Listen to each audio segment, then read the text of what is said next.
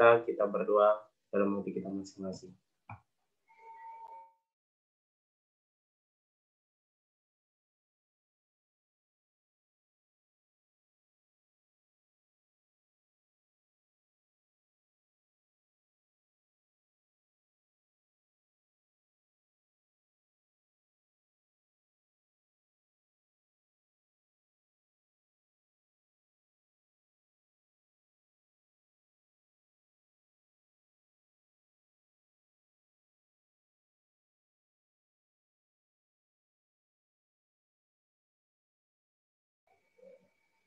Sebelum kita memulai acara kita, untuk kita menyanyi dari lagu Sion nomor 340, Sabat Hari Perhentian. Kita nyanyikan semua ayat.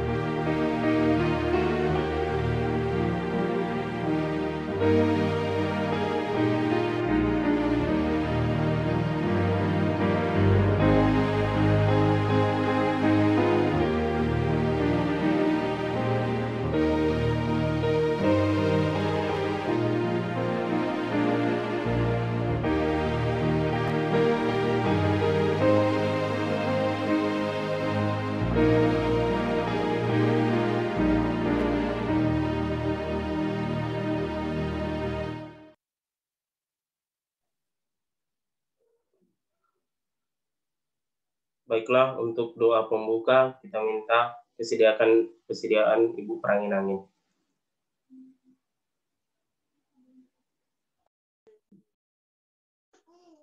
Aku berdoa? Iya, Bu. Oh. Sebentar ya berdoa kita ya. Kita berdoa.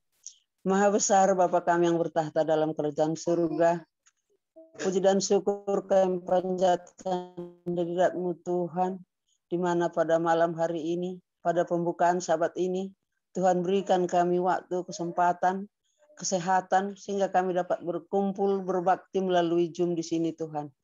Tuhan, sepanjang 1 minggu bekerja kami, tentu banyak sekali dosa-dosa kami. Oleh karena itu Tuhan, kami mohon kehadirat Tuhan, supaya Tuhan mengampuni kami, sehingga berkat-berkat Tuhan untuk hari Sabat ini dapat kami terima.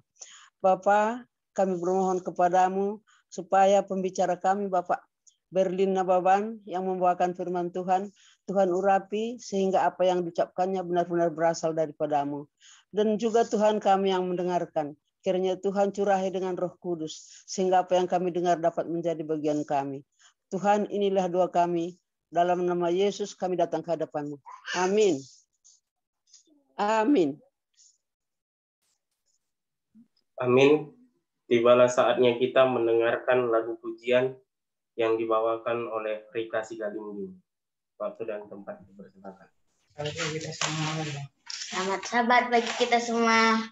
Hari ini saya ingin menyanyikan lagu yang berjudul Dalam Perjalanan Hidup Ini. Dalam perjalanan hidup ini, banyak yang harus kami lalui. Rintangan dan cobaan kami lewati. Yesus berjalanlah di depanku. Kepadamu kekuatan kami. Kepadamu kami berlindung. Karena aku percaya Tuhan tak pernah tinggalkan kami jalan sendiri. Hanya Tuhan yang paling mengerti jalan hidup anak-anaknya. Karena itu kami serahkan seluruh hidup ini, yang kami tahu Tuhan tak pernah kecewakan. Kepadamu kekuatan kami. Kepadamu kami berlindung. Karena aku percaya Tuhan tak pernah tinggalkan kami jalan sendiri. Hanya Tuhan yang paling mengerti jalan hidup anak-anaknya. Karena itu kami serahkan seluruh hidup ini, yang kami tahu Tuhan tak pernah kecewakan. Yang kami tahu Tuhan tak pernah kecewakan. Terima kasih. Amin. Terima kasih kepada Frederika Sigalingging yang telah menyanyikan lagu pujian yang begitu baik, mengingatkan kita bahwa Tuhan tidak akan pernah mengecewakan kita. Tibalah saatnya kita mendengarkan khotbah yang akan dibawakan Bapak B. Nababan. Pada Bapak B. Nababan, waktu dan tempat dipersilakan. Terima kasih. Salam buat kita semua. Halo. Terima kasih buat kesempatan yang indah ini. Dan juga buat Rika Sigalingging, Rika, wow, Fredika. Terima kasih. Dan puji Tuhan, kayaknya kemistri ini. Kelihatan kali ada hubungan darah Nababan dia. Jadi khotbah saya ini sepertinya rangkumannya sudah dinyanyikan sama si Rika ini. Artinya pencipta tahu apa isi ciptaannya. Kira-kira gitu dalam perjalanan hidup. Namun sebelum kita masuki khotbah yang akan saya sampaikan, mari kita undang Roh Tuhan, kita berdoa sebentar. Kita berdoa. Maha besar Allah kami di sorga, pada Sabat Kudus ini Tuhan, hamba-Mu Engkau izinkan untuk menyampaikan pekabaran tentang siapa pencipta kami, dan bagaimana kami Engkau ciptakan begitu sempurna adanya. Namun di dalam kelemahan kekurangan kami tetap mohon kiranya kuasa Roh Kudus yang menyirami kami agar kami boleh kuat dan mampu. Terlebih hamba-Mu saat ini menyampaikan firman Tuhan. Biarlah hamba dikuatkan oleh kuasa Roh Tuhan. Dalam nama Yesus kami berdoa. Amin. Seperti apa kita punya buku pelajaran kita adalah Kisah Pengharapan. Dan ketepatan saya kemarin juga dikasih Ibu Pendeta ada 3 dan di rumah juga ada ternyata setelah saya buka-buka. Saya lihat pikir kemarin ini besar bukunya, ternyata kecil. Tapi isinya luar biasa. Dan saya juga bersyukur ini, sebenarnya kalau di sini hanya 1 halaman ini. Jadi sangat singkat sekali sebenarnya kalau dibahas. Dan kalau hanya mengandalkan ini mungkin nggak sampai 5 menit sudah selesai. Dibaca saja paling 3 menit karena hanya 1 halaman. Jadi mungkin saudara-saudara kalau boleh nanti hubungi saya juga atau pendeta, ketepatan kita juga punya beberapa yang belum punya seperti ini, mungkin nanti akan kita antar atau kita kirim supaya bisa juga kita pelajarin. Siapa tahu suatu saat Bapak Ibu saya berilah ya, saya beri kesempatan yang terbaik dan terindah untuk menyampaikan isi firman ini. Mungkin sudah lebih siap. Itu sih maksud tujuan kalau kita sudah punya buku Kisah Pengharapan ini. Dan cukup bagus. Puji Tuhan juga saya akhirnya bisa membaca ini beberapa hari ini. Nah, adapun judulnya di bab kedua, saya share dulu ya. Sebentar.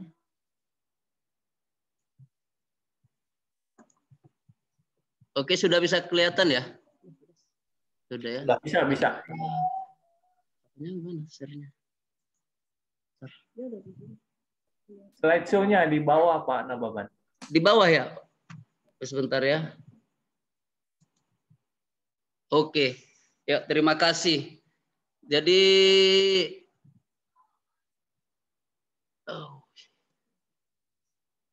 saya turunkan dulu.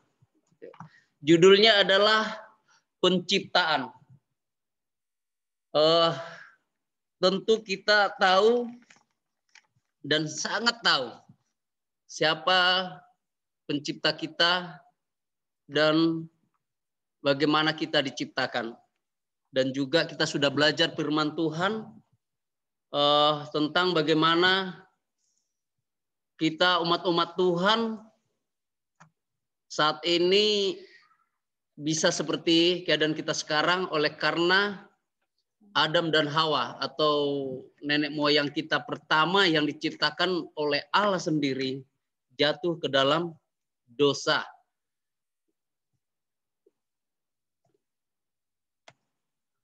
Gak jalan ya, Pak?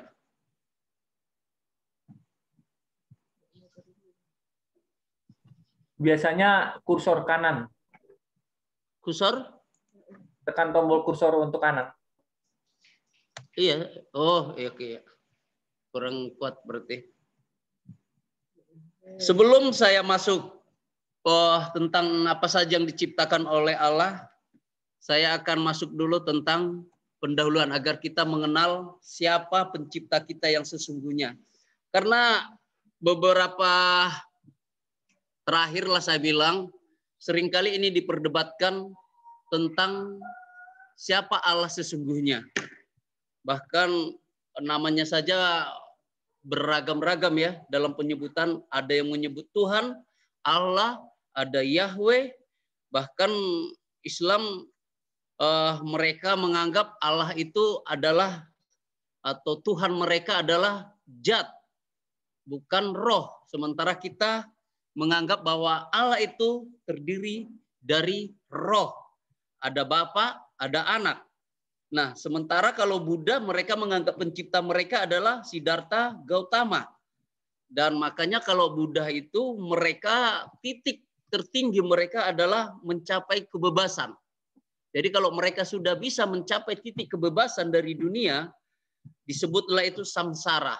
Atau yang sering orang laksanakan kalau para biksu mereka, yaitu meditasi.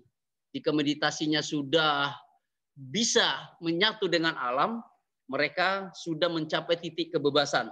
Nah, kalau Hindu ada miripnya dengan Kristen. Mereka kalau kita terkenal dengan Trinitas, mereka ada Trimurti, yaitu Brahmana, Wisnu, dan Siwa.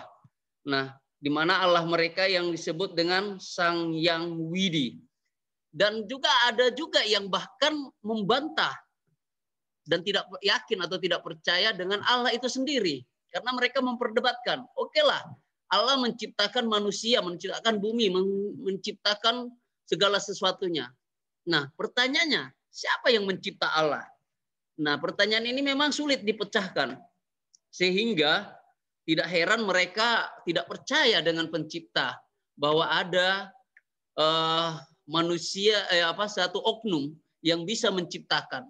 Karena mereka tidak menemukan siapa pencipta yang menciptakan pencipta itu. Makanya mereka disebutlah menjadi ateis. Jadi semua segala sesuatu ya dianggap terjadi karena suatu ledakan yang dahsyat. Sehingga terjadilah bumi manusia, terjadilah perubahan-perubahan.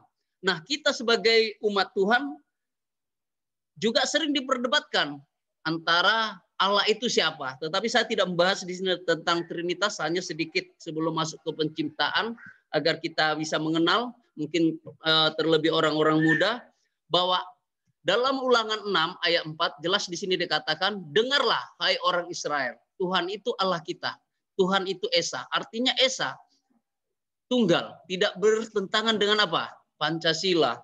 Jadi Tuhan kita tidak bertentangan dengan Pancasila, ketuhanan yang Maha Esa.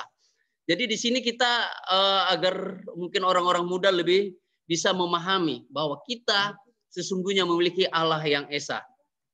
Nah, kalau kita lihat di dalam Kejadian 1 ayat 2, di sini roh Allah melayang-layang di atas permukaan air. Berarti ada Esa, ada roh Allah. Nah, dari sini nanti kita bisa mendapatkan titik kenapa terjadi ada Allah Bapa, Allah Anak, dan Roh Kudus. Dari sini kita tidak lagi harusnya ragu bahwa ada roh Allah yang melayang-layang di atas permukaan air. Di saat dunia ini masih apa? Masih kosong, belum ada isinya. Itu artinya sudah ada roh. Walaupun sekarang banyak meragukan roh. Ada yang mengatakan roh itu keluar dari Anak, dari Yesus, dari Yesua. Ada juga yang mengatakan bahwa roh itu bukanlah Allah, bahwa itu adalah keluar dari Bapa. Ada juga yang mengatakan bahwa roh itu adalah duta. Banyak pemikiran-pemikiran. Namun kita percaya bahwa roh Allah ada sebelum dunia dijadikan. Lalu di dalam Kejadian 1 ayat 26, berfirmanlah Allah, baiklah kita menjadikan manusia menurut gambar dan rupa kita, supaya mereka berkuasa atas ikan-ikan di laut, dan burung-burung di udara, dan atas ternak, dan atas seluruh bumi, dan atas segala binatang melata yang merayap di bumi. Nah, di sini saya ingin garis bawahi, baiklah kita. Jadi arti kita di sini sudah pasti jamak, bukan tunggal. Walaupun di dalam Ulangan 6 ayat 4 jelas dikatakan Tuhan itu Esa, tunggal. Dan dalam Kejadian 1 ayat 2, Roh Allah melayang-layang. Jadi kita bisa simpulkan bahwa di sini memang Trinitas tidak terbantahkan. Bahwa kita memiliki Allah yang Esa, tunggal. Dan kita juga melalui iman punya Allah Bapa, punya Sang Juru Selamat Anak Yesus, dan kita juga punya Roh Kudus atau Roh Allah. Karena Roh itu adalah yang menjadi firman, firman itu menjadi apa? Manusia. Jadi 100% manusia, 100% Allah, itulah Sang Juru Selamat kita. Mungkin sampai di sini sedikit gambaran, dan kita sekarang masuk kepada hari penciptaan. Seperti judulnya adalah penciptaan. Kita mungkin saya tidak akan terlalu banyak di sini, karena saya rasa sudah tahu kalau pertama itu diciptakan langit dan bumi dan jadilah terang. Itulah hari pertama dalam Kejadian 1 ayat 1 dan 5. Baik juga di hari kedua cakrawala untuk memisahkan air dari air. Air yang di bawah dengan air yang di atas. Yang di atas disebut awan, yang di bawah disebut apa? Lautan. Kita sudah pasti mengerti. Jadi kita tidak terlalu lama di sini. Kejadian 1 ayat 6 dan 8. Oleh karena saya ini hanya tadi satu lembar, jadi saya ingin jabarkan agar waktu kita bisa mungkin mudah-mudahan sehingga setengah jam saya menyampaikan firman Tuhan ini. Karena kalau dari buku ini saja mungkin tidak lebih dari 5 menit. Dan ketiga, daratan dipisahkan dengan lautan dan segala jenis tumbuh-tumbuhan. Inilah Allah ciptakan pada hari ketiga, Kejadian 1 ayat 9 dan 13. Pada hari keempat, matahari, bulan, dan bintang, termasuk benda-benda penerang, galaksi, itu terdapat dalam Kejadian 1 ayat 14 dan 19. Memang kalau kita lihat di sini sungguh sangat sempurna, Pak. Penciptaan Allah. Allah menyediakan segala sesuatunya dulu sebelum manusia. Kenapa manusia? Penutup terakhir Allah menciptakan. Kalau kita lihat di hari kelima, binatang di lautan, burung di udara, dalam Kejadian 1 ayat 20 dan 23, dan yang terakhir binatang di bumi, termasuk binatang yang melata, baru Allah ciptakan manusia, yaitu Adam dan Hawa, dalam Kejadian 24 hingga 31. Di sini kita lihat Allah begitu punya rencana yang luar biasa. Jadi Allah bukan sekedar mencipta, Dia sudah betul-betul persiapkan segala sesuatu. Kebutuhan apa yang perlu bagi manusia. Dia ciptakan benda penerang. Dia ciptakan air yang bisa untuk kita minum. Dia ciptakan bulan, bintang, benda-benda penerang. Dan dia ciptakan makanan manusia, tumbuh-tumbuhan. Bahkan satu taman. Ya, sediakan bagi manusia. Baru manusia itu apa? Dibentuk dari tanah dan dihembuskan oleh napasnya sendiri. Jadilah Adam. Itulah Allah kita yang pertama. Dan yang terakhir, pada hari ke-7, Sabat hari perhentian, yang diberkati dan dikuduskan. Nah, Sabat bukan sekedar hari biasa. Satu hari perhentian yang diberkati. Walaupun memang semua hari diberkati. Tapi Sabat, satu hari yang khusus, diberkati dan dikuduskan. Itulah menjadi tanda kita bahwa kita adalah anak-anak Tuhan. Saudara-saudara, melalui buku ini dikatakan di sana bahwa sepanjang hari Adam dan Hawa bersukaria bersama dengan hewan dan memuji, bernyanyi untuk apa? Kepujian bagi apa? Bagi Tuhan, menyembah Sang Pencipta. Inilah pekerjaan mereka. Mereka ibarat kita hanya happy, bergembira bersama-sama burung. Mereka sepanjang hari apa? Bernyanyi. Tidak ada di sana lagi apa? Kegelapan, tidak ada yang membuat mata kita silau. Semua apa? Begitu indah, begitu sempurna. Allah sediakan. Sebelum Adam dan Hawa apa? Jatuh ke... Aduh, kok macet lagi ya? Ke bawah deh. Macet lagi ya, Pak?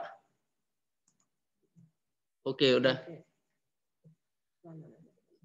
Nah, Taman Eden penuh pohon yang berbuah dan harum, segar, serta daun-daunnya jadi obat. Mereka diberi kuasa tidak terbatas untuk menguasai segala makhluk hidup di taman itu. Namun di tengah taman itu ada sebuah pohon kehidupan serta keindahannya melebihi pohon-pohon yang ada di taman itu. Dalam tulisan Ellen G. White, bukunya, saya lupa jadi TP itu ya, 156 ayat 1. Tulisan pertama, ya, tulisan pertama di halaman 156 di bab pertama. Nah, ini dikatakan di sini buah daun-daunnya juga jadi obatan. Tidak heran juga sampai sekarang memang banyak orang percaya daun-daunan juga menjadi apa? Pohon-pohon menjadi obat.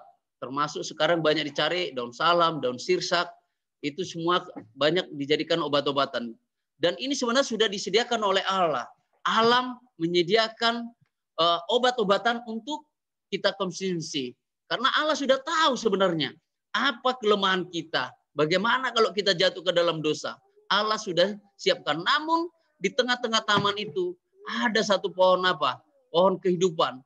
Serta keindahannya melebihi pohon-pohon yang ada di sana. Nah, inilah menjadi suatu perjanjian, bukti bahwa Allah mengasihi Tuhan, yaitu satu pohon di tengah taman itu, yaitu pohon kehidupan. Macet lagi. Terus ke bawah nih.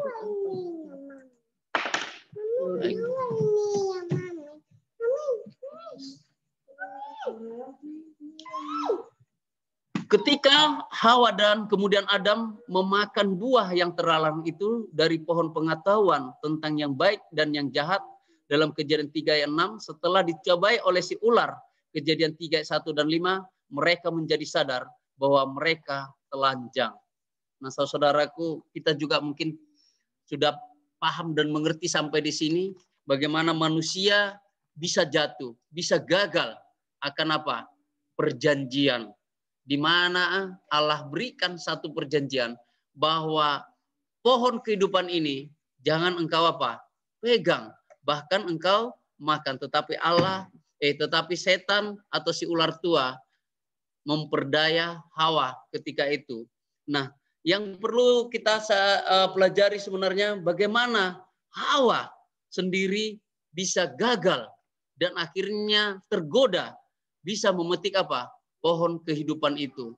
Saudaraku yang kekasih, sebenarnya kalau kita lihat sering kita ucapkan doa Bapa kami dalam Matius 6 ayat 11, berikanlah kami pada hari ini makanan kami yang secukupnya.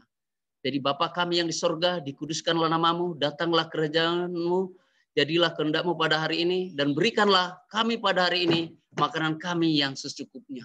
Kenapa tidak dikatakan berikanlah kami pada hari ini, atau besok makanan kami, atau seminggu makanan kami, atau mungkin setahun makanan kami, atau sebulan makanan kami. Tetapi di sini dikatakan berikanlah kami pada hari ini, hanya pada hari ini. Tidak dikatakan seminggu, setahun, sebulan, bahkan mungkin 10 tahun atau selama-lamanya. Saudaraku, ini menunjukkan kepada kita sebenarnya bahwa pada hari ini itu sebenarnya memberikan satu peringatan bahwa kita harus bergantung setiap hari. Setiap hari kita harus bergantung kepada Allah. Bukan hanya hari Sabat saja, bukan hanya hari Minggu, tetapi sepanjang hari. Nah, disinilah Hawa. Dia tidak sepanjang hari, setiap saat untuk berserah, untuk percaya kepada siapa? Kepada Sang Penciptanya. Sehingga ia bisa apa? Bisa tergoda dan melupakan janji satu perjanjian yang telah Allah sampaikan kepada mereka berdua. Keindahan ciptaan mencerminkan keindahan pencipta kita. Nah, kalau kita lihat tubuh kita ini sungguh luar biasa. Bahkan sehebat apapun manusia belum sanggup apa? Membentuk manusia seperti yang diciptakan Tuhan. Walaupun sudah ada robot, sudah ada mungkin yang bisa mengkloning, bahkan sudah ada yang mengambil dari daging, menempel ke daging kita yang lain. Kalau mohon maaf, wajah kita atau pipi kita mungkin mengalami kecelakaan sehingga mungkin robek, terhilang, Nah, dari paha bisa ditempel. Nah, ini penemuan-penemuan. Tetapi untuk menemukan, menciptakan seperti yang Allah ciptakan, manusia hingga saat ini belum ada yang apa? Yang mampu. Itu menunjukkan bagaimana apa? Keindahan pencipta kita. Menciptakan kita seperti apa? Seperti begitu sempurna Allah sediakan. Manusia harus terus-menerus setiap saat untuk bergantung dan percaya pada penciptanya. Nah, inilah supaya kita ingat bahwa ketika kita berdoa Bapa kami, ingatlah kita diingatkan setiap hari untuk apa? Untuk berserah dan percaya kepada pencipta kita. Nah, suatu ketika ada sebuah saya bilang ilustrasi yang ingin saya sampaikan. Seorang anak muda yang sungguh luar biasa, dia menyelesaikan pendidikannya dari SD, SMP, SMA, bahkan sampai dia masuk universitas, dia mendapat beasiswa. Bisa dikatakan dia mendapatkan nilai-nilai yang terbaik. Kehidupan orang tuanya sangat apa? Sederhana. Dia tidak lebih dari mungkin orang-orang lain.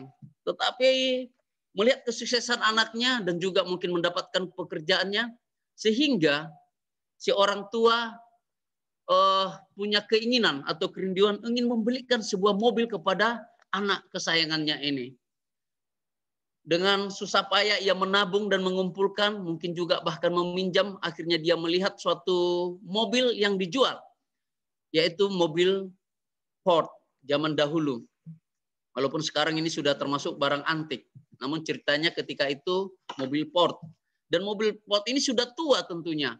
Bukan lagi mobil yang modern. Nah, ketika itu orang tua ini membawa anaknya, dia katakan, saya hanya mampu membeli mobil ini. Jika kamu mau merawat mobil ini walaupun mobil tua, saya akan belikan sebagai hadiah untuk kamu. Nah, si anak tentu merasa senang. Wah, ini menjadi suatu apa? Suatu sukacita ya, karena orang tuanya begitu peduli dan begitu mengasihinya dengan membelikan mobil yang sangat istimewa menurut dia, walaupun itu sudah mobil tua. Walaupun dia mungkin seorang sarjana teknik mesin, dia belum tentu paham ini mobil, tetapi dia berpikir, saya nanti akan bisa mempelajari jika terjadi apa? Kerusakan, karena namanya mobil tua pasti rawan rusak. Nah, akhirnya mobil jadi dimiliki. Singkat cerita, dia merencanakan perjalanan, mungkin karena ingin dia menunjukkan kepada sahabat-sahabatnya bahwa dia sudah memiliki mobil, dia ingin perjalanan yang jauh, dan akhirnya dia mempersiapkan diri, minta pamit ke orang tuanya untuk pergi membawa mobilnya berjalan-jalan. Nah, di tengah perjalanan yang sepi, ketika itu mobil ini mogok. Dia bingung. Dia sudah coba perbaiki, dia sudah coba. Hingga berjam-jam tidak ada yang lewat orang. Dia sudah putus asa, sudah frustasi. Waduh, bagaimana hingga saya waktu sudah mau malam.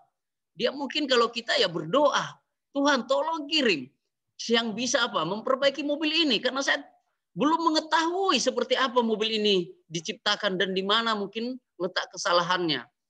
Karena mobil ini sudah tidak bisa dihidupkan kembali. Tidak bisa di starter. Bahkan untuk didorong pun dia tidak ada teman untuk mendorong karena saat itu dia sendiri. Dan akhirnya di saat-saat dia sudah menantikan orang yang bisa memberikan pertolongan, datang juga sebuah mobil yang mirip dengan mobilnya, yaitu Ford juga, jenis Ford. Dan mobilnya sama tuanya, tidak jauh beda dengan mobil dia. Akhirnya mobil ini berhenti, dia stop. Dan dia akhirnya dia sedikit kecewa. Karena yang turun orang tua. Wah, saya tidak mengharapkan orang tua untuk menolong saya. Saya tadinya ingin berharap orang yang muda, yang mengerti apa mesin ini. Namun si orang tua ini, dia lihat mobil ini mogok, dan dia buka pintunya, dia turun. Hai orang muda, diberikanlah mungkin sapaannya. Ada yang bisa saya bantu? Iya Pak, mobil saya mogok, tapi saya saat ini tidak tahu kerusakannya di mana atau bagaimana. Dan si orang tua ini menawarkan diri. Bolehkah saya memperbaikinya? Jika diizinkan, bukalah kapnya. Akhirnya seorang muda ini dengan tentu agak sedikit kecewa, agak sedikit nggak yakin, ragu, ya dia buka juga lah, udahlah. Siapa tahu dia bisa dalam batinnya. Karena memang tidak ada pilihan lain. Dan akhirnya si orang tua ini coba utak-atik. Hanya dalam beberapa menit. Akhirnya dia temukan kerusakan pada mobil ini. Dan dia perbaikin. Walaupun tidak disebutkan di cerita itu apa yang rusaknya. Dan akhirnya dia berkatakan, hai orang muda, Anda boleh coba starter sekarang. Semoga mobil ini bisa hidup. Akhirnya seorang muda dengan sedikit ragu-ragu, dia coba hidupkan mobilnya, ternyata belum hidup. Oh ya, sebentar ya, kata si orang tua, dicoba lagi sekarang, si orang muda sudah mulai, nggak mungkin ini bisa nih, ini ngerjain saya, ini seperti itu mungkin dalam hatinya. Akhirnya dia coba lagi, dan akhirnya hidup. Dan si orang muda bingung, loh, ternyata kok bisa secepat itu dia hidupkan. Dengan merasa sedikit agak malu, si orang muda ini bertanya, Pak, Bapak kok bisa tahu mobil ini rusak? Ini kan mobil tua. Ya, saya memang mengerti mobil-mobil tua seperti ini. Dan saya juga pakai seperti yang Anda punya saat ini. Anda kenal saya? Si orang muda tidak. Pantaslah Anda meragukan dari wajah Anda selama ini dari tadi. Demikianlah jawaban si orang muda. Saya adalah Henry Ford. Sayalah yang menciptakan apa? Mobil ini. Saat itu seorang muda terpaku dan dia terdiam. Pantas secepat itu dia apa? Bisa memperbaiki mobil itu. Karena dia yang menciptakan mobil Ford. Dan pasti dia tahu apa yang ia rancang. Dia sudah punya susunan skema di mana businya, di mana mesinnya, di mana sesuatu yang membuat ini mobil bisa jalan. Jika ada kerusakan di sini, ada di sini, dia pasti mengerti. Oleh karena dia sudah rancang sedemikian rupa. Dia rancang sangat hati-hati. Dia rancang begitu teliti mobil ini. Sehingga bernilai apa? Mahal. Dan tentu dia paham. Dia mengerti kelemahan dari yang ia ciptakan. Yaitu mobil Ford. Henry Ford sendiri paham ciptaannya. Mobil yang dia ciptakan. Apalagi sang juru selamat kita. Pencipta kita. Pasti jauh lebih paham. Dari ujung kaki kita hingga ujung kepala, Allah mengerti. Allah paham kelemahan kita. Allah paham isi hati kita. Allah paham pikiran kita. Allah mengerti apa kebutuhan kita. Bahkan Allah tahu apa yang terbaik buat kita. Walaupun mungkin kita seperti anak muda tadi, kita mungkin masih ragu. Sudah berdoa 2-3 kali. Tuhan, belum ada jawabannya. Kita sudah berusaha bekerja. Tuhan, saya belum menghasilkan apa-apa. Kita melihat orang hanya tidak bekerja dengan sungguh-sungguh. Biasa-biasa saja. Kenapa mereka yang lebih diberkati? Kita seakan-akan tidak. Nah, saudaraku, ini membuat kita menjadi apa? Ragu pada pencipta kita. Sama seperti anak muda tadi. Ia ragu kepada siapa? Kepada pencipta mobil Ford itu. Seandainya dia mengerti, pasti dia tidak akan melakukan pertanyaan seperti itu. Nah, mengakhiri khotbah saya, serahkanlah seluruh kehidupan kita di saat dan dalam keadaan apapun, bahkan di situasi tersulit sekalipun, untuk selalu berdoa dan berserah kepada Sang Pencipta kita. Sebab hanya Pencipta kita yang tahu dan mengerti akan kelemahan kita. Saudaraku, hanya Allah yang mengerti. Orang lain tidak mengerti apa yang kita inginkan, yang kita rasakan. Orang lain belum tentu, bahkan orang tua kita pun belum tentu mengerti 100% kehidupan kita. Bahkan isi hati kita orang tua tidak mengerti. Tetapi Allah, pencipta kita, dia mengerti. Dia tahu. Dia paham apa yang kita butuhkan. Apa yang kita, dimanapun kita berada. Baik di kota, di gunung, di hutan, di dalam situasi apapun. Allah mampu melindungi kita. Allah mampu menemukan kelemahan kita. Hingga mengobati kita untuk apa? Untuk sembuh, untuk sehat, untuk kuat, untuk melindungi kita. Nah, sering sekali saya lihat ini, mohon maaf, saya bukan menghakimi atau mengatakan bagaimana, tetapi sering kita lupa. Saya hanya mengatakan sering kita lupa bahwa Allah mampu melindungi kita. Bahwa Allah mampu menyelamatkan kita. Mungkin kita kalau ingat Musa, bagaimana ketika mereka dikejar tentara Mesir. Di hadapan mereka ada sungai, bukit-bukit di belakang mereka, tentara sudah datang mengejar. Bangsa Israel ragu, bingung. Kemana kita? Kita akan mati di sini. Mereka lupa, saudara-saudara, Bapak Ibu sekalian, bahwa Allah mampu melindungi mereka. Bahwa Allah mampu melindungi bangsa Israel yang begitu banyak. Yang ribuan jumlahnya. Bahkan ternak-ternak sekalipun Allah mampu melindungi. Apalagi manusia ciptaannya. Apalagi kita anak-anaknya. Apalagi yang kita berseru siang dan malam kepada Tuhan. Apakah mungkin Allah tidak mampu? Apakah Allah tidak sanggup melindungi kita? Laut Merah dia belah. Laut Merah dia buka untuk jalan. Apalagi kita. Di saat-saat seperti apapun hidup kita, Allah mampu membuka jalan kita untuk apa? Untuk kita lalui. Walaupun ada di laut itu tentu ada batu-batu yang mereka hadapi. Ada mungkin jalan yang licin. Bisa saja mereka jatuh terpeleset. Tetapi jalan pasti terbuka. Dan kita pasti sampai ke seberang. Oleh karena apa? Allah mengerti dan mampu. Karena Allah kita adalah Allah yang maha kuasa.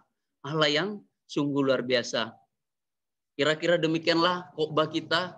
Semoga firman yang singkat ini dapat membawa kita lebih kepada percaya bahwa Allah mampu di saat apapun keadaan kita, situasi kita, dimanapun kita, ke saat kita kehilangan kompas sekalipun. Seperti Pak Nangari bilang, yang penting jangan kita melompat dari kapal. Jangan kita tertinggal dari kapal itu. Atau kita tidak ada di dalam kapal. Selama kita ada di dalam kapal, kita percaya nakoda kita sebagai juru selamat. Kita akan dibawa ke tempat tujuan. Hingga saat ini juga kita percaya Allah mampu melindungi, menyelamatkan, bahkan memelihara hidup kita. Dimanapun, bagaimanapun, saat apapun keadaan kita. Kiranya Tuhan memberkati. Salam, selamat, sahabat.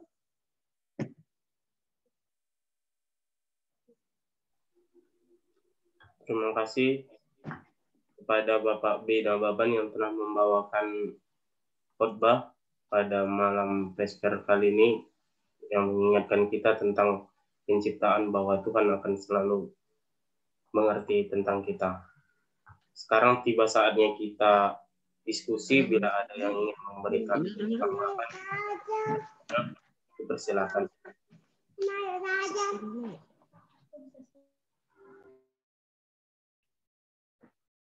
Baik, terkait penciptaan saya ada pertanyaan sedikit. Binatang burung dan binatang di darat itu Tuhan berfirman atau Tuhan menciptakan?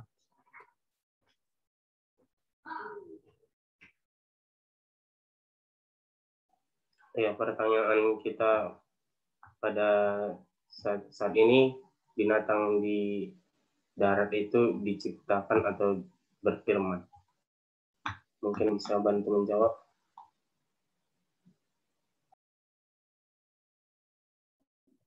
Saya bisa tanggapi sedikit, Pak. Pertanyaan Pak. Silakan. Saya juga pernah baca di mana ya? Tapi di Kejadian lah ya. Di Kejadian atau di mana? Tapi sepertinya ada juga itu yang diciptakan oleh Tuhan, lalu diberikan nama oleh Abraham, saya kira ya. Maaf, diberikan Abraham oleh Adam gitu ya. Tetapi di ayat yang berbeda saya lihat bahwa binatang-binatang itu diciptakan hanya dengan firman begitu. Nah, kalau yang saya lihat atau mungkin itu yang di Taman Eden ya, itu diciptakan dengan tanah juga. Lalu kemudian Adam memberikan nama-nama terhadap binatang yang diciptakan Tuhan itu. Saya kira seperti itu ya, kalau nggak salah ya, perlu juga ini dicari ayatnya dulu. Iya, itu Kejadian 2 ayat 19 itu, Pak. Oh gitu ya, ayat. Ya, kalau nggak salah. Kejadian 1 ayat 20 ada harus ada yang kita pelajari ini. Sangat unik ini.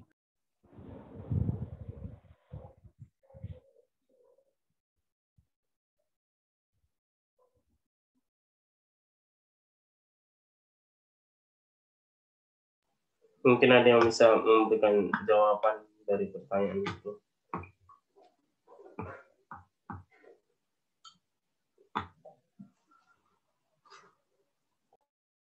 Baik, mungkin sambil berpikir, tadi itu pertanyaan yang pertama.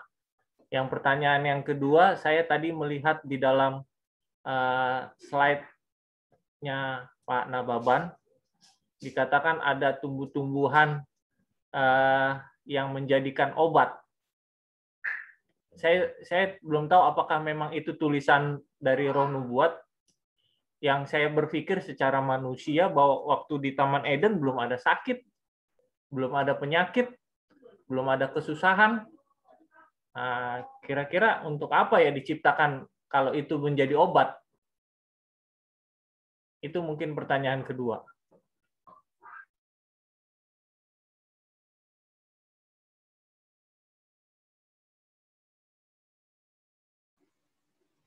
Mungkin ada lagi yang bisa memberikan jawaban akan pertanyaan kedua.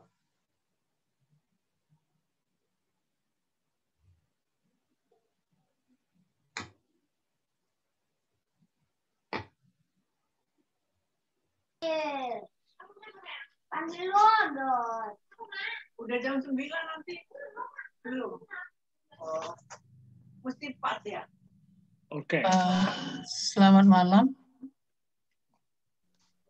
Selamat malam. Ya. Tadi saya melihat ada Pak Pendeta ya, tapi dengan melihat proses penciptaan, mungkin saya akan mencoba untuk menanggapi, karena ini memang agak unik ya, karena kalau kita lihat di Kejadian 1 itu Kejadian 1 ayat 21 ya, maka Tuhan menciptakan binatang laut yang besar dan segala jenis makhluk yang bergerak, yang berkeriapan dalam air, dan segala jenis burung yang bersayap. Tuhan melihat bahwa semuanya itu baik. Nah, jadi sebenarnya kalau kita bicara soal diciptakan, bagaimana tadi pertanyaannya? Apakah diciptakan atau difirmankan ya? Iya, betul. Jadi proses penciptaan itu, apakah itu melalui firman, apakah itu disebut menciptakan, ya itu memang semuanya namanya proses penciptaan. Cuman di ayat 19 Kejadian 2, mana tadi ayat 19 ya. Nah, lalu Tuhan membentuk dari tanah segala binatang hutan dan segala burung di udara. Kalau tadinya kan itu difirmankan, sekarang membentuk. Jadi memang kayaknya ada yang ini ya, kalau kita menghubungkannya dengan proses penciptaan manusia, yang khusus dari penciptaan manusia itu adalah bahwa manusia itu juga dari debu,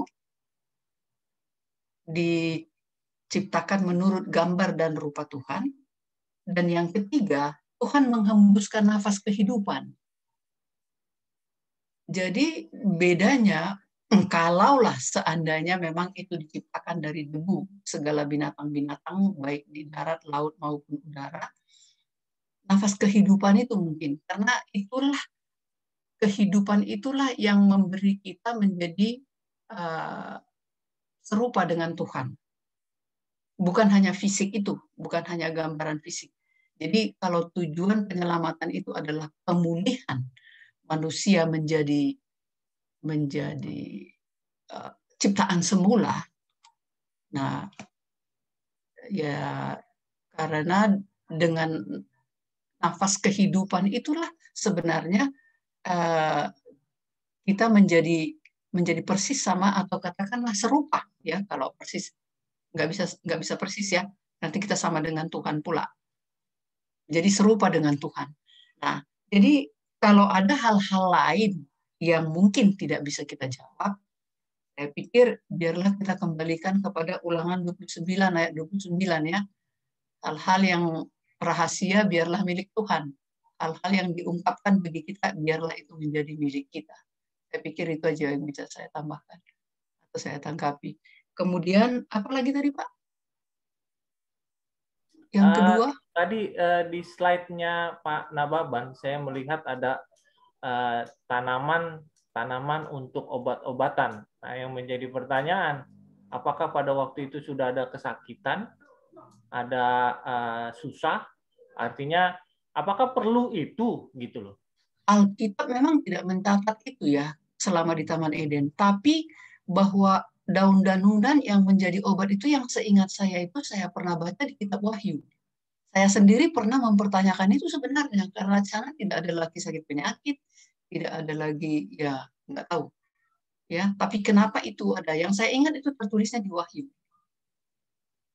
bahwa di sana daun-daun itu bisa menjadi obat. Kalau di Taman Eden saya tidak pernah baca atau belum pernah baca setidaknya gitu karena di Taman Eden kan kematian pun belum pernah ada sebelum Adam dan Hawa jatuh ke dalam dosa. Jadi kematian, bunga layu dan pokoknya yang namanya kematian itu baru ada sesudah Adam dan Hawa jatuh ke dalam dosa. Bunga pun tidak menjadi layu sebelumnya. Itu tulisan Roh Nubuat. Jadi ya kembali kepada yang tadi ya, biarlah yang rahasia menjadi milik Tuhan dan yang diungkapkan itu menjadi bagian kita. Terima kasih. Terima kasih. Tadi sebelumnya saya lihat Opung dan Sembiring mau memberikan tanggapan juga. Silakan. Baiklah ya, karena Anda bilang obat, saya terpanggil untuk menjawabnya. Sebenarnya obat itu hanya ada diperlukan kalau kita itu sakit, kan begitu. Tetapi manusia ini tanpa pun sakit, dia membutuhkan zat-zat metabolisme yang dibakar, yang menggantikan sel-sel kita. Karena pada dasarnya, hidup kita ini ada saja sel yang mati setiap hari. Seperti darah aja, diciptakan hari ini, 90 hari lagi mati dia. Nah, itu darah ya. Jadi life cycle-nya di dalam darah itu, di dalam tubuh itu memerlukan bahan-bahan atau materi. Dan Tuhan tahu ini. Makanya dibilang ada sana kata makan. Kenapa orang makan? Oleh karena ada perlu pertukaran zat kimia, zat serat, zat vitamin, dan macam-macam lagi yang ada dalam tubuh kita. Karena kehidupan ini sebenarnya dinamis, bertukar, enggak statis. Pokoknya hidungnya tetap gitu aja. Kan manusia bertumbuh. Jadi enggak selamanya obat itu harus untuk orang sakit, tetapi untuk mencukupi kebutuhan kehidupan orang itu bertumbuh sehingga dia menjadi sempurna, menjadi orang dewasa dan seterusnya. Nah, jadi jangan disalah tafsirkan bahwa obat-obatan yang dibilang Pak Shopping tadi hanya untuk orang sakit. Karena pada waktu itu belum orang sakit, tetapi sudah pasti Adam dan Hawa waktu itu sudah makan. Kenapa makan? Karena ada pertukaran sel-sel kita yang memerlukan bahan-bahan materi dari makanan. Apa makanan kita? Waktu itu daun-daunan dan biji-bijian. Nah, saya kira itu aja tambahan. Terima kasih. Terima kasih. Ada yang mau memberikan tambahan lagi atau ada yang bertanya lagi?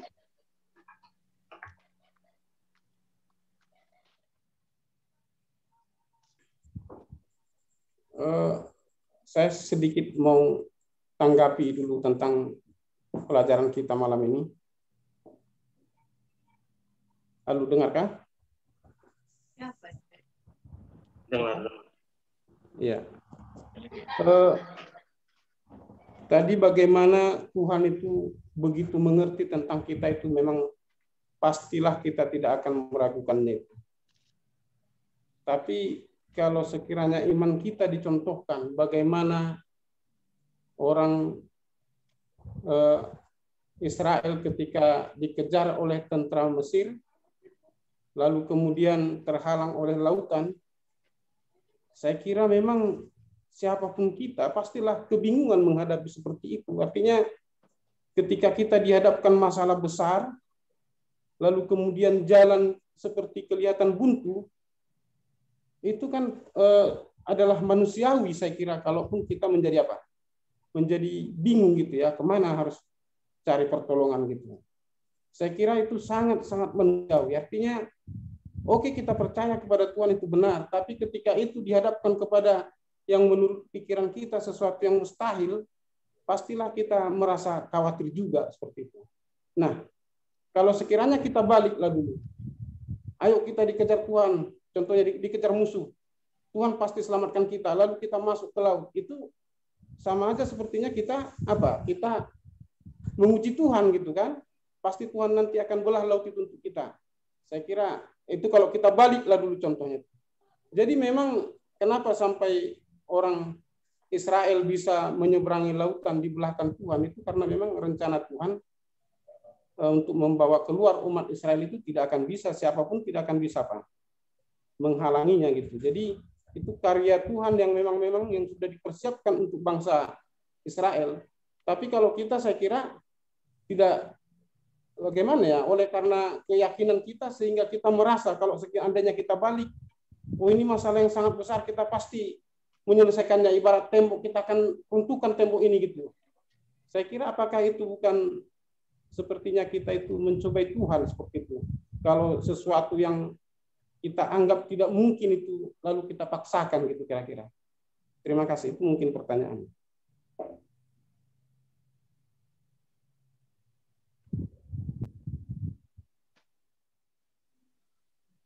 Mungkin ada yang bisa memberikan tanggapan.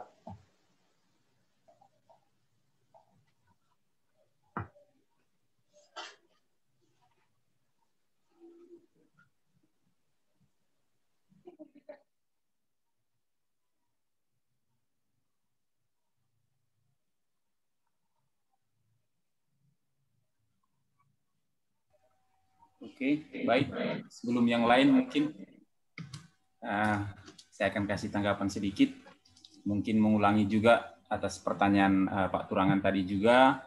Sedikit saya singgung, hanya menguatkan apa yang sudah disampaikan Pak Nangari. Saya rasa sudah terjawab ya, bahwa memang apa yang diciptakan oleh Tuhan, segala sesuatunya sungguh amat baik. Artinya dia memiliki maksud dan tujuan untuk kebaikan manusia itu sendiri, ya.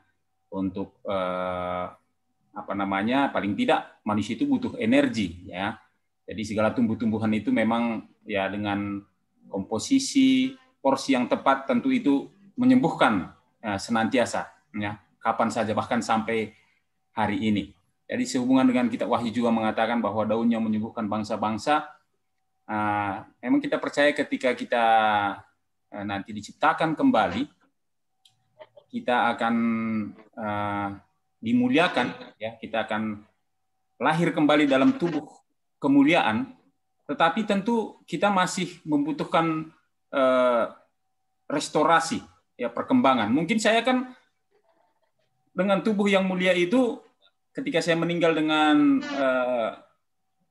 kelemahan fisik saya, ketika saya gagal jantung mungkin, atau ketika saya memiliki cacat fisik, tetapi ketika saya dibangkitkan dengan tubuh kemuliaan, tentu saya tidak memiliki kelemahan fisik, ya, manusiawi saya.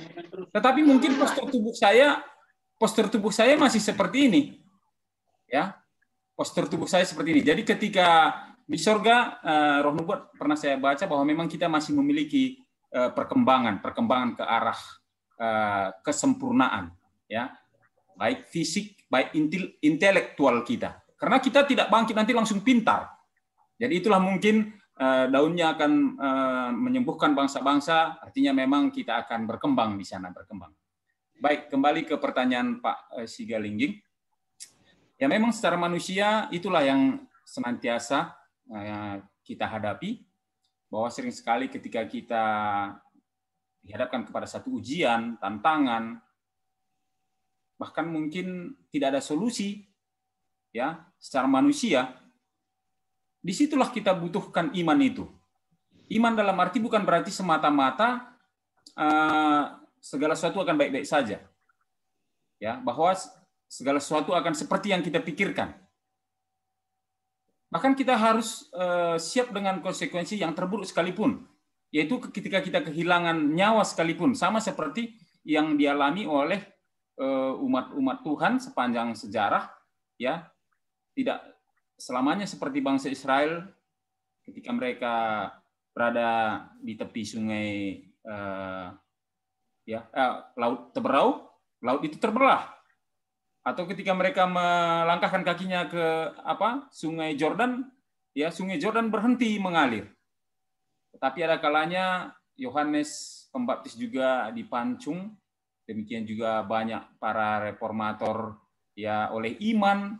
Ketika mereka tidak mau menyangkal imannya, mereka harus penjara, harus juga mungkin disalibkan dan lain sebagainya. Ya, jadi memang disitulah kita membutuhkan iman itu. Artinya bukan berarti ketika kita percaya, ketika kita beriman kepada Tuhan dan tidak mau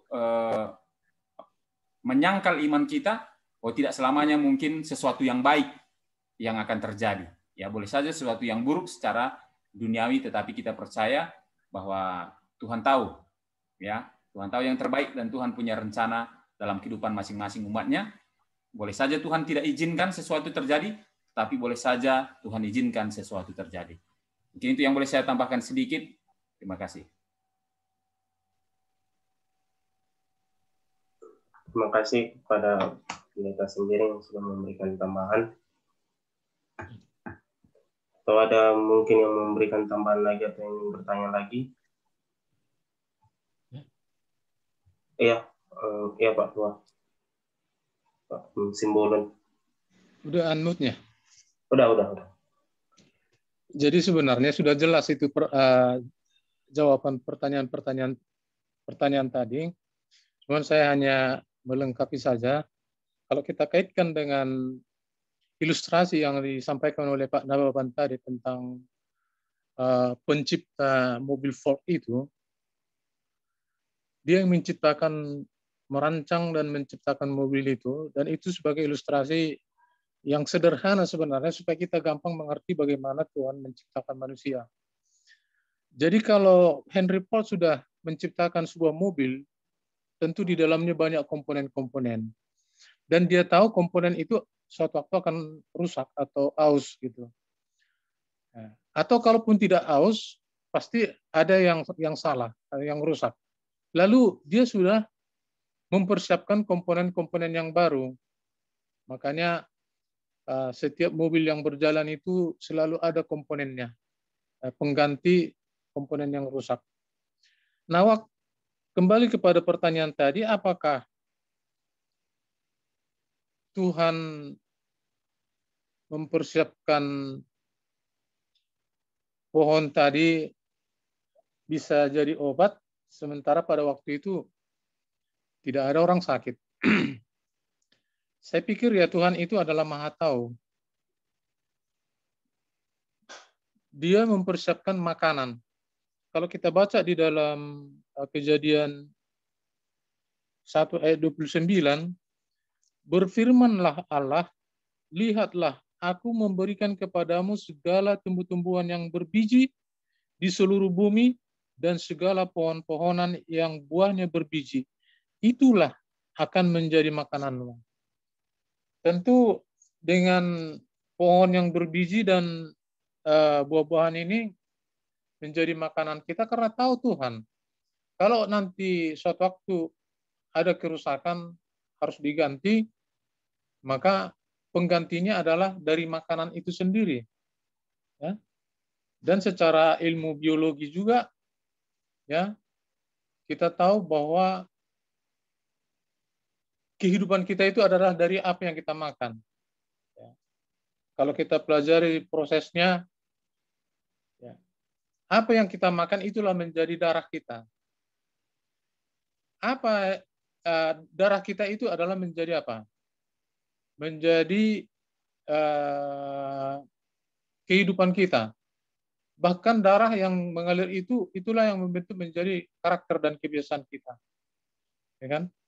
Dan darah itulah merupakan satu kehidupan, alat kehidupan. Jadi kalau darah ini rusak, Atau kalau kita salah makan, ya, maka darah ini akan rusak. Atau zat-zat yang beredar di dalam darah ini akan rusak. Dan kalau darah ini rusak, atau prosesnya rusak, atau urat-urat nadi kita rusak, maka semua komponen yang ada di dalam tubuh ini jadi rusak. Dan itulah yang menyebabkan penyakit. Dan penyakit inilah kematian. Jadi sebagaimana kita tahu, upah dosa itu adalah maut, kematian. Jadi karena manusia sudah jatuh ke dalam dosa, maka ada kematian. Tetapi Tuhan sudah mempersiapkan sebenarnya, ya. Kalau kita bisa pahami lebih dalam tentang sayur dan buah yang sudah dari awal sudah dipersiapkan Tuhan untuk menjadi makanan kita dan menjadi kehidupan kita, ya. Kalau ada yang rusak, tentu ya, tumbuh-tumbuhan itu sudah disiapkan kian oleh Tuhan, ya, menjadi pencegah penyakit, pencegah. Saya pikir itu ajalah logikanya, menurut saya. Makanya di dalam buku Roh Nubuat kita dianjurkan kepada makan buah-buahan dan tumbuh-tumbuhan, bahkan sayur-sayuran. Jadi itu sedikit tambahan. Terima kasih.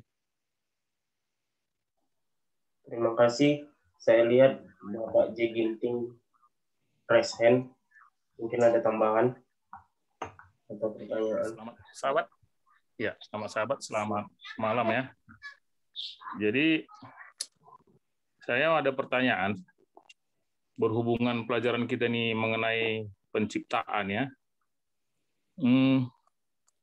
Kita tahu bahwa semua ciptaan Tuhan, dan yang terutama adalah manusia itu sempurna diciptakan Tuhan.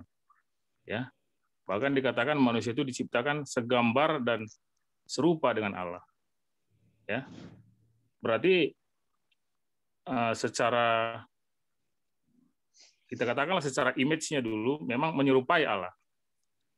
Nah, tetapi kemudian di dalam proses penciptaan ini ada yang saya mau tanyakan begitu, bagaimana segala sesuatu yang baik, termasuk malaikat-malaikat, juga kehidupan di surga yang begitu sempurna, ya, bisa disusupi oleh dosa. Ya, dari mana datangnya dosa yang paling awal itu, yang mulai menjatuhkan Lucifer? Apa itu dosanya? Yang pertama adalah kesombongan, ya, tinggi hati, ya, sehingga inilah yang menjadi efek berikutnya yang merusak ciptaan Tuhan, merusak termasuk manusia, termasuk segala ciptaan hewan-hewan dan juga apa? Tumbuh-tumbuhan, ya. Manusia kita lihat Tuhan katakan kalau kau makan kau mati, ya. Memang tidak langsung mati, tapi kita lihat bagaimana dalam penciptaan sejarah Alkitab umur manusia semakin apa? Semakin turun, ya. Manusia mengalami sakit, ya.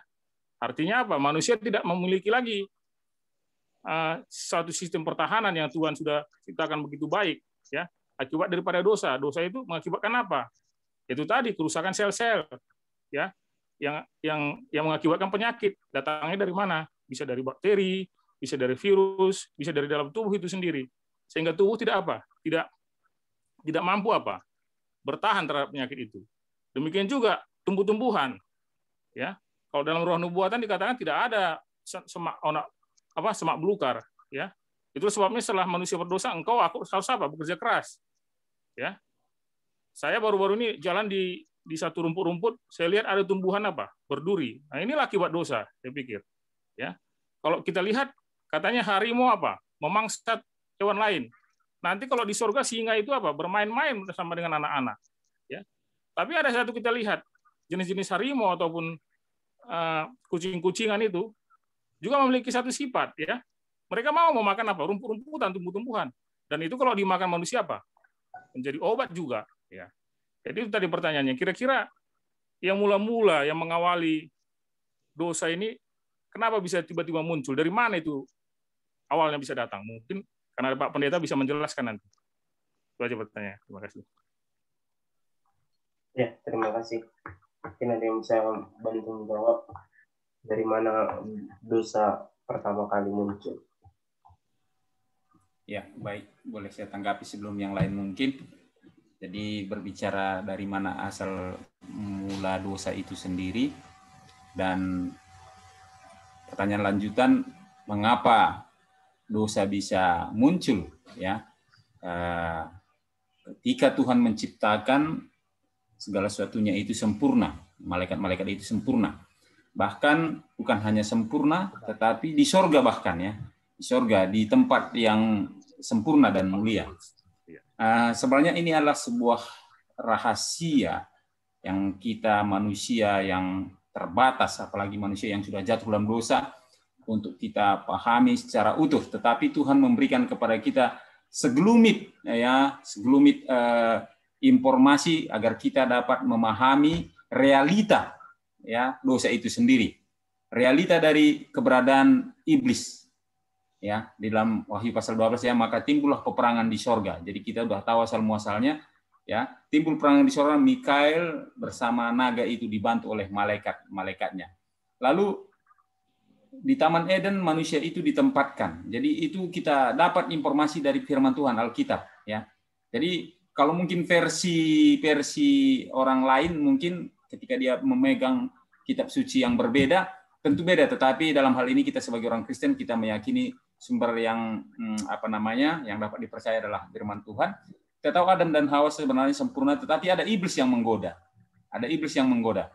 Ya, jadi tidak heran, ya, bahwa manusia itu memiliki kebebasan, sehingga dia menyalahgunakan kebebasannya, dapat dibujuk, dapat dirayu oleh iblis, padahal sebenarnya Tuhan sudah memberikan satu petunjuk yang jelas, jangan, ya. Jadi bukan berarti Tuhan tempatkan itu buah pohon di Taman Eden, tetapi tidak ada larangan atau tidak ada petunjuk, tetapi ada larangan, ada petunjuk yang jelas bahwa jangan makan, ya. Sebab jika engkau makannya engkau akan mati. Bahkan mungkin Roh Nubuat mengatakan bahwa manusia yang diciptakan Tuhan di Taman Eden itu sudah mendapatkan satu amaran akan bahaya keberadaan iblis, ya, malaikat yang sudah jatuh.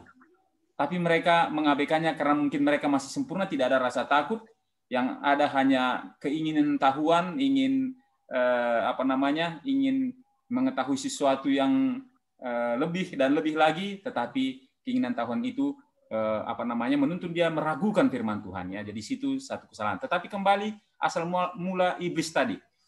Memang pertanyaan ini saya tidak akan bisa jawab memuaskan karena memang menjadi pertanyaan kita semua, dan ketika saya telusuri Roh Nubuat, memang Roh Nubuat juga menyatakan sesuatu yang misteri. Sesuatu yang misteri. Mengapa Lucifer atau malaikat itu sendiri jatuh ke dalam dosa di sorga. Jadi sesuatu yang misteri, sesuatu yang tidak dapat kita selami dengan akal kita, ya tentu kita tidak meragukan kasih Tuhan, keberadaan Tuhan. Biarlah kita tetap beriman, percaya kepada pimpinan Tuhan, sebagaimana tadi kesimpulan disampaikan Pak Nababan, ya, tuntunan Tuhan, tidak ada yang sukar, tidak ada yang mustahil bagi Tuhan. Biarlah nanti di sorga kita mendapatkan penerangan yang lebih lengkap. Ya, mungkin boleh ditambahkan yang lain. Terima kasih. Terima kasih Pak Pendeta. Mungkin ada yang lain yang mau memberikan tambahan.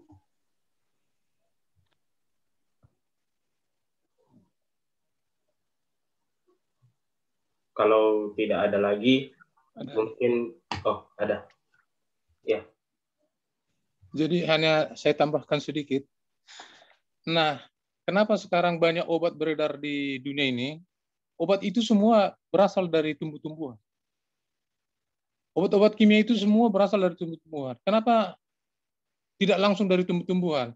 Karena inilah orang-orang pintar mencari peluang menjadi bisnis, sehingga obat itu mereka ciptakan dengan berbagai cara, dan semua itu bahan-bahannya semua dari ciptaan Tuhan semua. Dari apa yang sudah diciptakan Tuhan di dunia ini, ya kan? Nah, mereka olah-olah, dicampur ini dengan campur ini menjadi obat, bisa dibungkus, ya kan? Bisa ditaruh di kapsul, lalu mereka jual. Jadi sebenarnya ini masalah bisnis, ya kan? Tetapi pada hakikatnya semua bahan-bahan obat kimia yang ada sekarang ini adalah dari ciptaan Tuhan juga. Jadi makanya ya, Nyonya White mengajarkan kita, ya, kembalilah kepada apa? Bahkan di dalam ajaran di dalam Healing Way, ya, untuk pengabar-pengabar Injil, ya, melalui pengobatan natural ini, dari situ kita bisa mengabar Injil. Makanya disarankan kepada misionaris-misionaris supaya bisa memberikan obat. Dan ternyata ya obat ini bisa buah-buahan ini bisa dijus dengan campur ini, bisa menjadi obat. Dan itu sudah nyata, sudah ada orang yang melakukan itu. Ya. Bahkan kalau pernah kita ingat itu ada R.E. Nainggolan dulu mencetak satu buku, ya, membuat resep karena obat ini untuk obat panas dicampur buah ini, jus ini. Itu sudah dipakai di Amerika pun, itu sudah dipakai. Jadi semua sebenarnya daripada biji-bijian dan buah-buahan. Itu sedikit sebagai tambahan untuk meyakinkan kita bahwa ciptaan Tuhan ini sebenarnya sempurna adanya. Tetapi semua ini rusak karena ya politik manusia dan lain sebagainya. Bahkan penyakit sekarang, ya kan? Penyakit sekarang diciptakan oleh manusia. Lalu mereka juga menciptakan obatnya. Nah, tujuannya apa? Ini ke bisnis juga jadinya. Kan gitu. Saya pikir itulah sekedar tambahan. Terima kasih. Iya, terima kasih pada Pak M. Simbolon yang telah memberikan tambahan bahwa sebenarnya obat-obat yang ada kita lihat sekarang itu berasalnya dari ciptaan Tuhan. Cuman kita terjebak dalam suatu sistem yang mendoktrin kita bahwa ingin membeli obat tersebut. Sistem bisnis yang saat ini dijalankan. Mungkin itu aja, atau ada lagi yang memberikan tambahan?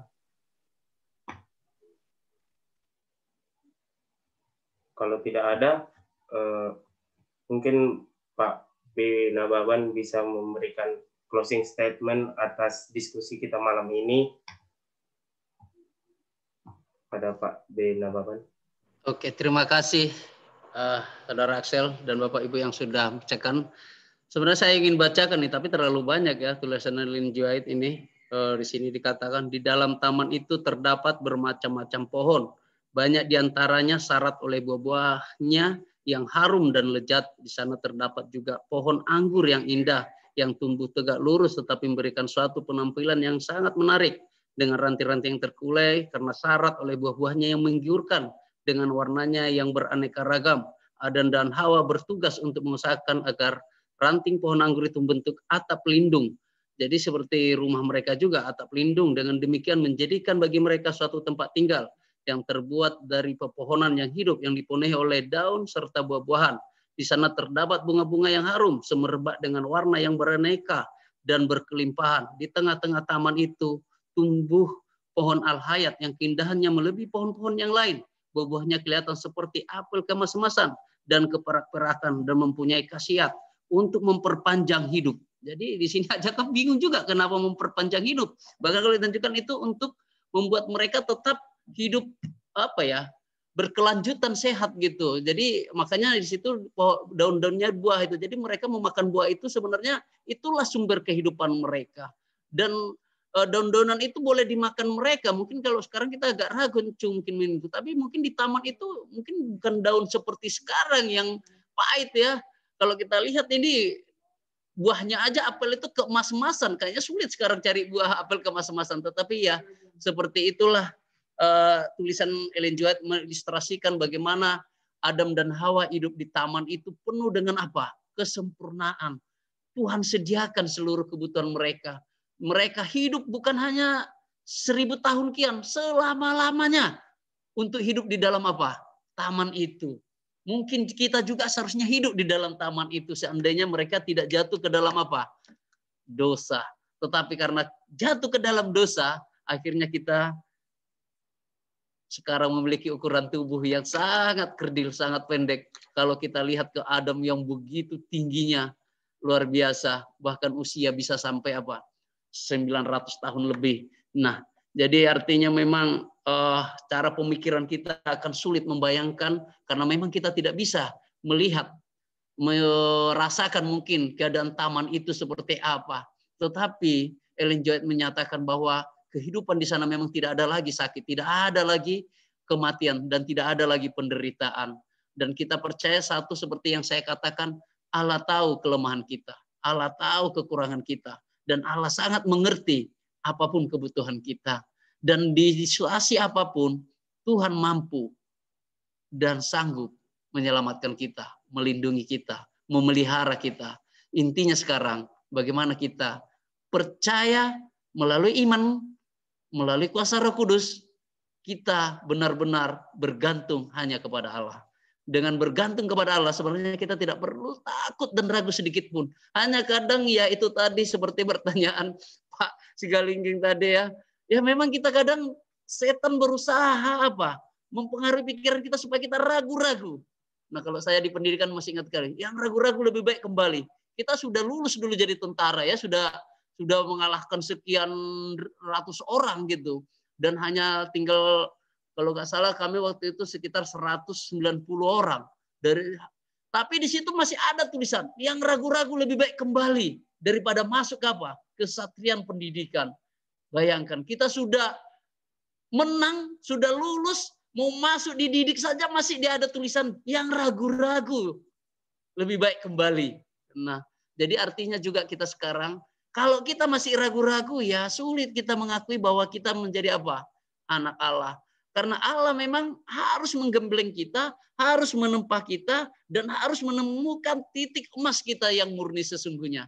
Agar kita layak dan sempurna apa?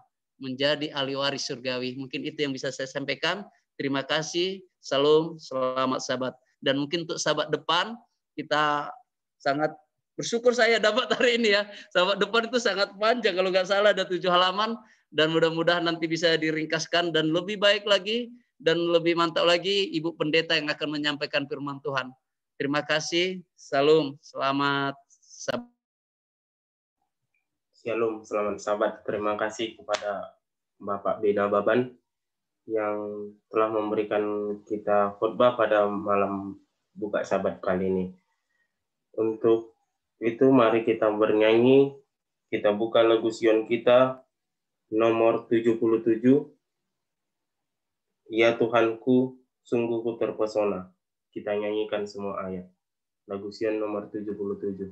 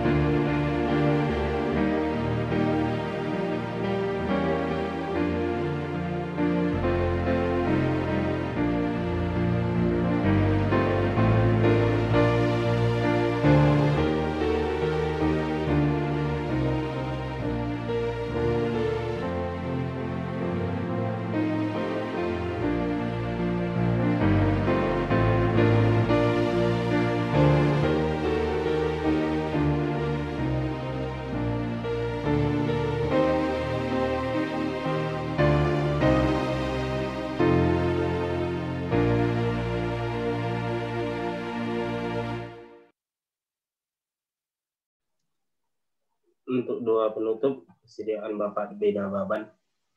Baik, mari kita berdoa. Maha besar Allah kami yang bertahta dalam kerajaan surga, sungguh besar dan berkuasa, serta Engkau adalah Khalik dan pencipta kami yang agung, yang telah merencanakan, menyusun, bahkan menebus dan menyelamatkan hidup kami. Engkau telah menciptakan tubuh kami hingga dari kaki dan ujung rambut Engkau mengetahui. Bahkan seluruh tubuh kami Engkau mengerti apa kelemahan kekurangan kami sebagai ciptaan-Mu. Bapa di sorga, kami sebagai anak-anak-Mu yang Engkau telah pilih menjadi ahli waris, biarlah kami selalu menjadi anak-anak yang terpilih, dan kami benar-benar layak jadi pewaris tahta kerajaan sorga, sehingga kami boleh selalu percaya, berserah, bergantung hanya kepada Engkau pencipta kami. Kami memiliki keterbatasan, kami memiliki kekurangan, kelemahan, dan ketidakmampuan untuk melihat masa depan kami, untuk mengetahui apa yang terjadi bagi kehidupan kami. Tetapi Engkau mampu memelihara kami, Engkau mampu melindungi kami, bahkan Engkau mampu menjauhkan kami dari segala mara bahaya, dari wabah penyakit, terlebih dari orang yang jahat. Dan kami percaya Bapa, tangan Tuhan yang penuh kuasa, malaikat-malaikat Tuhan yang kudus akan senantiasa menyertai kami hingga Engkau datang kedua kali. Dan di akhir zaman ini, kami biarlah Engkau ajari, Engkau berikan kami kesempatan untuk selalu bergantung, berserah hanya kepada Engkau. Karena Engkaulah sumber kekuatan kami, Engkaulah sumber pengharapan kami. Oleh karena itu Bapa, kami datang berserah, dan kami datang dengan kerendahan hati, memohon kuat kuasa dari Tuhan. Biarlah sabat ini menjadi sabat sukacita, dan juga kiranya Engkau memberkati ibadah kami pada sabat esok, baik di gereja yang langsung beribadah kepada Tuhan, dan baik kami yang melalui online virtual di Zoom juga beroleh berkat yang sama. Biarlah Tuhan pelihara, Tuhan sertai gembala kami yang memberikan kesempatan untuk kami beribadah, baik di gereja, baik juga di Zoom, sehingga pendeta kami Bapak D. Sembiring juga beroleh hikmat, beroleh kuat kuasa Tuhan, sehingga ia mampu menggembalakan anak-anak Tuhan di gereja Anna Maria Lekobesi. Dan kami percaya Tuhan juga memberkati adik-adik kami yang saat ini ikut di Zoom, baik juga yang terlibat protokol atau host pada kesempatan ini. Biarlah Tuhan juga berkati, baik juga adik kami, anak kami Rika yang menyampaikan pujian. Biarlah masa depan anak-anak kami ini Tuhan, hanya kami percayakan ke dalam tangan-Mu. Karena kami sebagai orang tua juga memiliki keterbatasan, memiliki kekurangan, dan kadang kami mungkin ragu apa yang akan terjadi di masa depan mereka. Tapi kami hanya memegang satu iman, bahwa Engkau akan menempatkan mereka menjadi tiang-tiang gereja, menjadi terang, menjadi garam, bahkan menjadi saluran berkat. Biarlah Tuhan yang melihara anak-anak kami dimanapun mereka berada. Inilah doa, harapan kami, dan permohonan kami Bapa. Kiranya Tuhan berkenan, dan kami berdoa dan mengucap syukur melalui Yesus Juru Selamat kami. Amin.